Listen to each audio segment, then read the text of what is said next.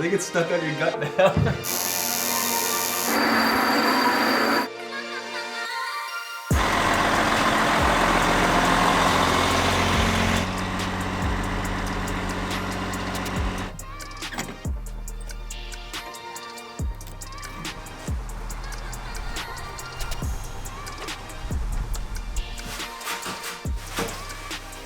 I ain't got the pro race ramps yet, all right?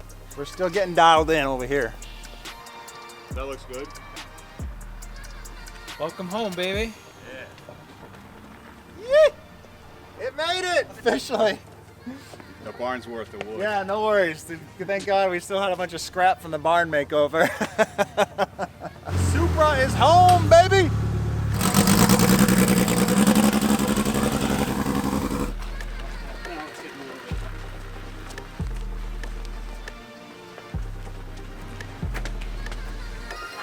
She's home officially. Now I gotta pull the diff out.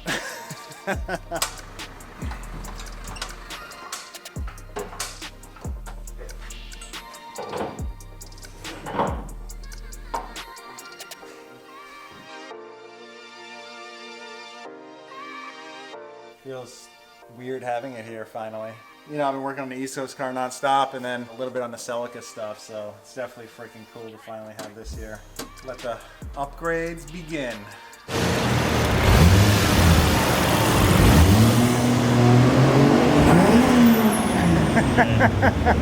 What's up, dude? What's up, dude? 2J-Tings. Alright, what's up, guys? We are here at Tailored Chassis Solutions, and my homie Seamus right here is gonna do a tune-up on our OS Geiken differential in our 8.8 rear end out of the Formula Supra. We got some specs back based on our feedback from GridLife, and Seamus is going to reconfigure the plate stack, or the clutch pack stack, kind of just set it up the way they at OS Geiken told us to. And then I also ordered something called a pressure ring. Can be a further step in loosening up the differential if this isn't enough. So we're gonna do this first for the diff, go out on track, see if it's okay. If not, then we have another step that we can go, which isn't too bad of you know, taking it out and readjusting everything. So we got the expert behind me right here. Let's go. Let's do it.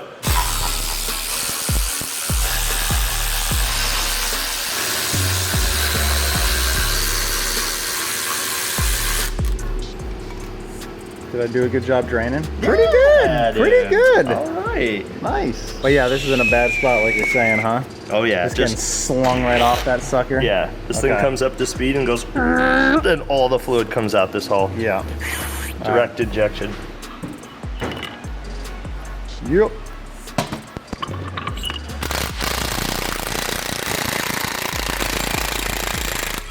All right, this is a phony removal because we forgot to film it, but it's out, guys. All right. OS Geiken. Spec S, boys. Just slowly work her off. Come on, baby. This is probably like a temperature fit, but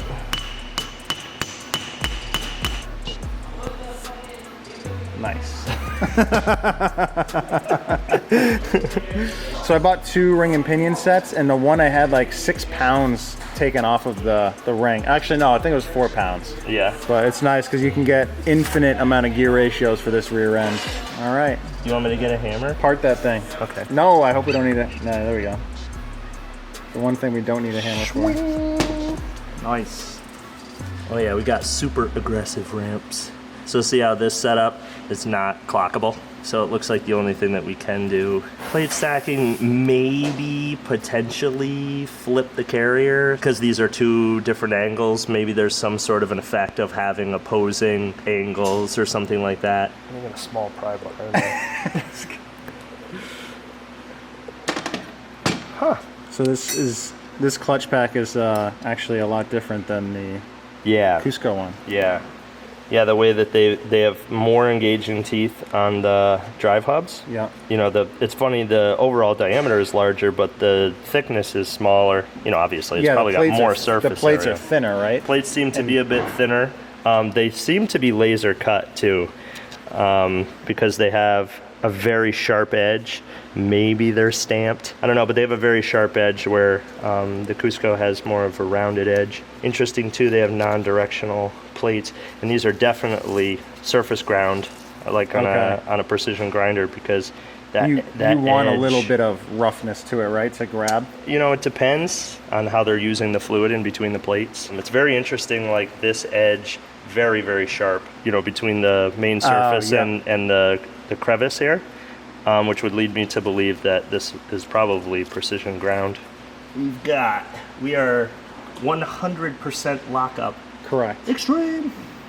Very extreme. Yeah. A lot of plates, which means a lot of breakaway, but a lot of adjustability. Yeah. Shoot. All right, second side. If you count them up, there's currently 10 active friction faces. So what we're gonna do is we're gonna mismatch pair 4 rings, removing a total of 2 friction faces. These are both inside drive, these are both outside drive. 2 of the faces are deactivated. If these were moving against each other, they would physically work the same. Right. But it's because they're now being driven by the same object. They're moving relative. Right. Yeah. So then there's no friction.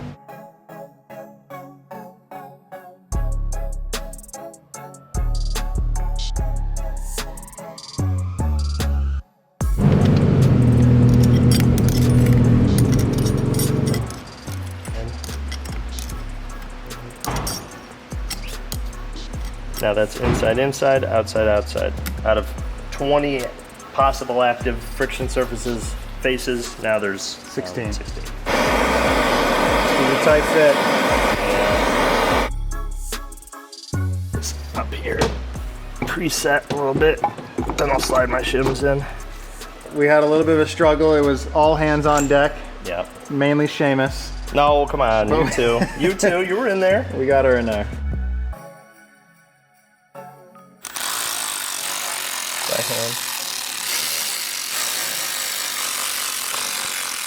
Boom. We done, baby. Yeah, dude. Thanks, brother. Always. Once again. Taking care of your guy over here. Dude. All right, so I'm going to stick the rear end back in, and the diff setup is complete, thanks to Seamus. So we're going to end up putting a diff cooler on this thing. So we were actually using this fitting as our vent, which was pissing oil because it's in a really terrible spot to use as a vent. So right now I'm just capping this and putting an 1/8 inch MPT to a 1/4 barb fitting, and we're just going to run some 1/4 inch fuel hose up to a breather can from Radium, which is on its way now to us. Be a much better setup because we were getting a ton of leakage, and then we'll just uncap this when we get a cooler and pump set up on this thing. This is our drive shaft alternator pulley. Dom made these really big ribs to hold the belt on, since that was one of the biggest issues we were having, was actually the belt coming off. So he found this cog belt, which is actually a lot lighter because it wants to flip upside down running a V-belt because it's too heavy down here. So the cog belt takes enough weight off, and then obviously having this extra area to hold it on there. So we have not had, knock on wood, any issues since then.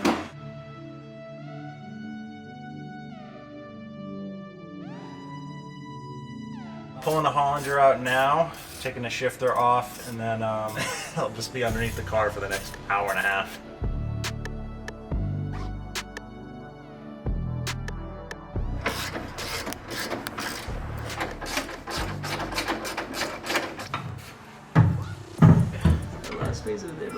You good? Yeah. How can we help? I think it's stuck on your gut now. What? Yep. Oh shit. Hey guys, so this is the rear main seal, or the older rear main seal from the Formula Supra, from the Judd engine. And they just updated us with a newer housing design and seal. We've had a couple issues with this rear main seal leaking. We've had it happen twice now with very little driving.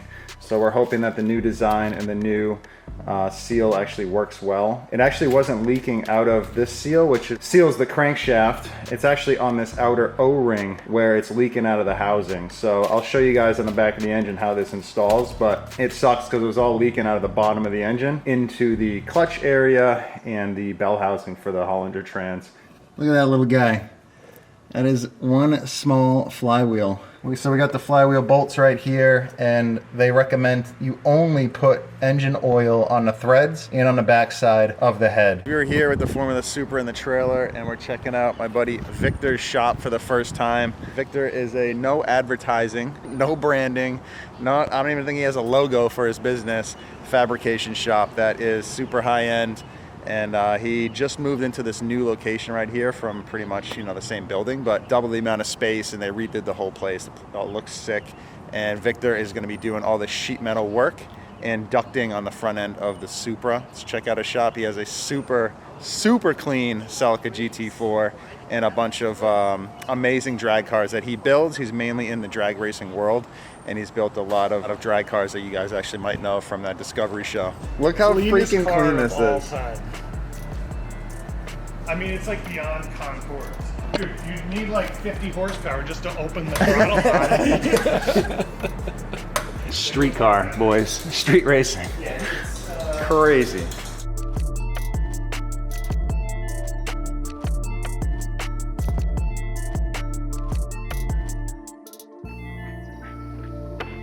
All right, take me around the shop a little bit. So this is pretty much everything I need, squares, levels, and palm bobs, and this is pretty much, this milling machine is just for notching tubing. Just for tube notching? Just for tube notching, pretty much, okay. Yeah. Like I said, I kind of wanted to keep, if I'm caging a car, I kind of want to leave this area here. Yeah. So I have sanded the saw. I can pretty much just grab the pipe from the rack, bring it down, cut it, and then move on to the next process. It's all kind of like a production line of one man show. I had big machines. I'm waiting for the new ones to get here. I do have big ones, but they're at different shop. There won't be no more cars here. Yeah. When I get set up, this pretty much is just going to be for sheet metal. Oh, really? Yeah, I bring a car in, the car sits in, all the sheet metal equipment will be right here. This is speed roll. Yeah, shear. Roller right there. Yep. This is just for rough stuff. Pipe banded, and this is the notch. I kind of capped it all in one. So you open this up. Oh, that's sick, dude. So it's all right there. That's awesome. You can clamp it in the middle of a bend and notch it. A lot of them you can't do that because you can't clamp on the middle of a bend.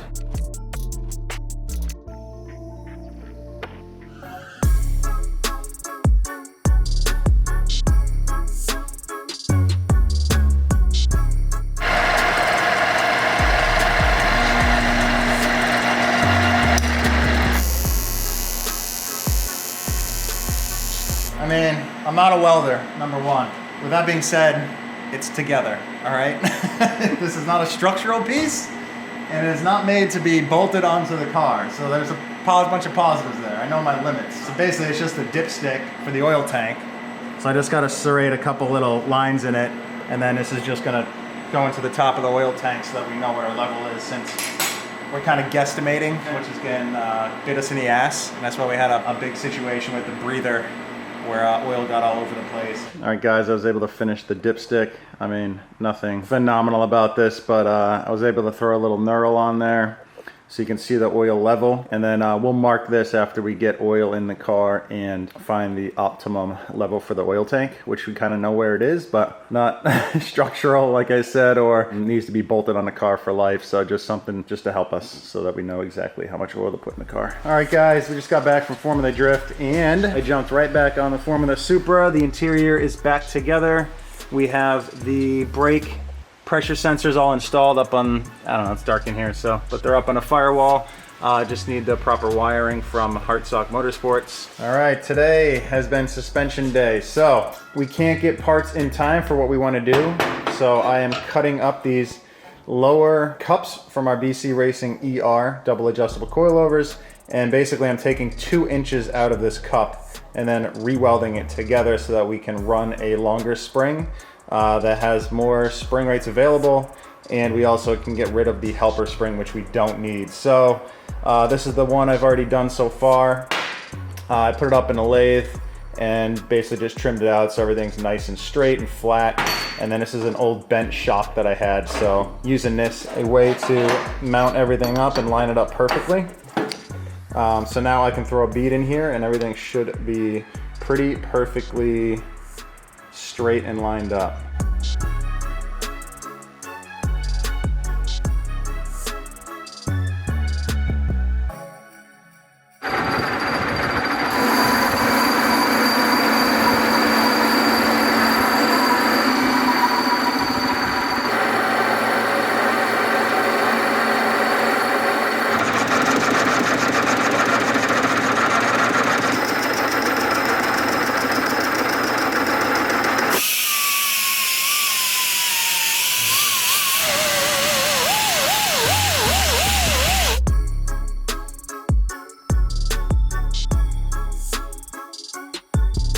All right, guys, that's a wrap. Definitely the easiest welding that I've done. For me, the cleanest welds I've done. So definitely stoked with how these came out. These are kind of the testers to make sure everything else works. We'll get these on the car here shortly and get ride height dialed in. See where we're at.